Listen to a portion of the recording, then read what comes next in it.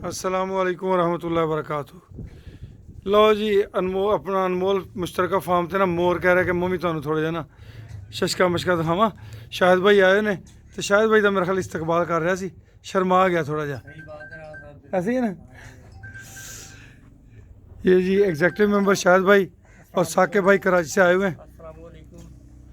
शाहिद भाई कैसा फील कर रहे हैं यार? अभी एंट्री हुई है आपकी। बेहतरीन माशाल्लाह, बहुत खुशी हुई यहाँ आके। अल्लाह आपको जगह दे, आमीन आपको कामयाब करे। आमीन। बस ऐसा ऐसा चलते हैं, आगे आपको दिखाते हैं बाकी चीज़ें भी। इसमें भी मोर हैं।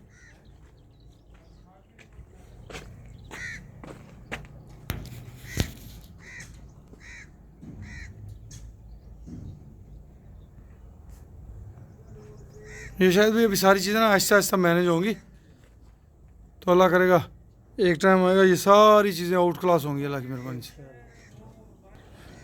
ये इन सब पोर्शंस के अंदर ना इसी तरह कुछ ना कुछ आने वाला है। ये कुछ अवैस अब्दुल्ला के शौक़ हैं, वो कहते हैं चलें कोई दोस्त अगर आए फैमिलीज़ के साथ तो इंजॉय करें।